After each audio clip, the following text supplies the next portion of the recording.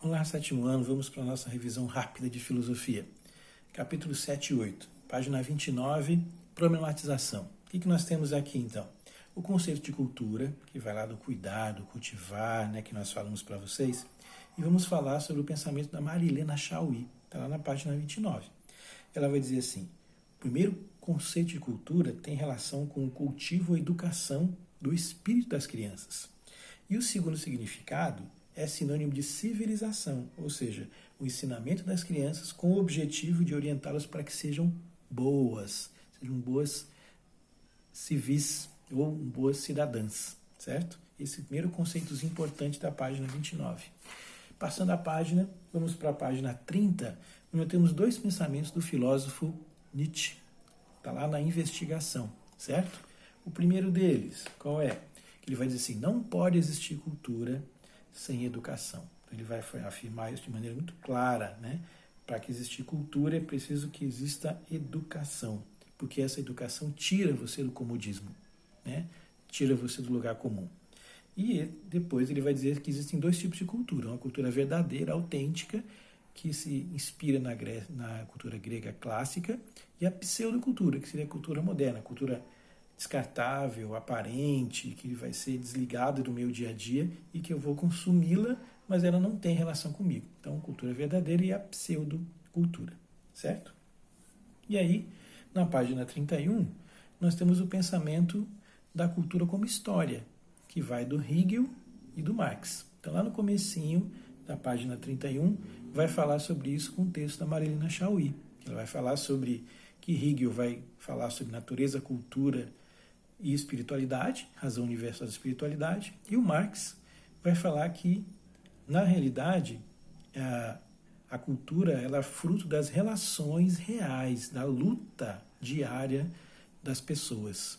Então, isso é cultura, resultado das lutas diárias do cotidiano das pessoas, entre ricos e pobres e tal, que ele vai fazer essa situação. Então, a cultura reproduz essas relações, certo? Isso é o pensamento do Marx. Então, isso vai se tornar a cultura também relacionada à história crítica, certo?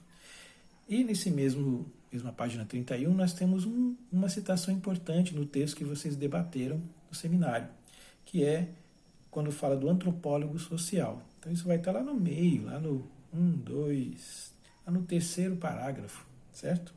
Que fala lá: quando o antropólogo social fala em cultura, ele usa a palavra como um conceito-chave para a interpretação da vida social. Porque para nós cultura não é simplesmente um referente que marca uma hierarquia de civilização, mas a maneira de viver total de um grupo, sociedade ou pessoa. Então, a cultura é um mapa, um receituário, é uma forma da gente entender como as pessoas vivem, certo? E aí, vamos lá para a questão do capítulo 8, cultura, investigação, cultura brasileira e culturas brasileiras, quando vai fazer a distinção, cultura entendemos como herança de valores e objetos compartilhados, está no texto do Alfredo Bossi, quando ele fala assim: um grupo humano relativamente coeso, podemos falar em cultura erudita brasileira centralizada onde? A cultura erudita brasileira é centralizada no sistema educacional, principalmente a universidade. Então ele vai falar essa distinção sobre a cultura erudita brasileira e a cultura popular, que é a cultura iletrada, que corresponde aos costumes, às vivências do dia a dia, certo? E a cultura erudita seria ligada ao sistema educacional e principalmente à universidade. E, continuando aqui na página 36, vai ter o pensamento do Levi-Strauss, quando ele vai falar da cultura humana. A cultura humana assume formas diferenciadas, tendo assim uma tendência a ser plural, diversa. E também ele vai te falar o seguinte: olha, pensamento primitivo e civilizado. Primitivo, para ele, é apenas a sociedade que não usa a escrita. E civilizada usa a escrita. Então, ele vai defender a diversidade e não mais ser uma cultura superior à outra. E depois o Franz Boas vai fazer esse pensamento. E a gente vai para a página 37, quando vamos falar, então, sobre a Tarsila do Amaral, o Manifesto Antropofágico do Oswald de Andrade. Então, está na página 37, naquele boxzinho onde tem uma Bapuru, e vai falar que essa tela da Bapuru ela foi doada, então, pela Tarsila do Amaral, e a partir dessa visão, desse ser um meio estranho, meio diferente, cabecinha pequena, pezão grande, o Oswald de Andrade concebeu a expressão estética do movimento modernista, certo? Ele captou ali a mensagem.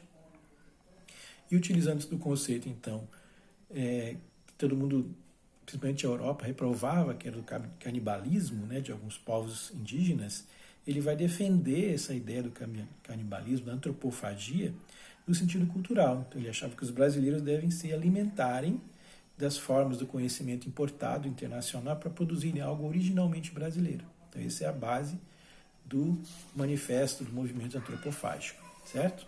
E você vai ler também na página 38, que tem lá naquele item para todos, né, nas questões que estão colocadas. Então, aí nós temos várias situações e exemplos que você pode dar também da cultura brasileira, seja no vestimento, nas músicas, na comida, etc.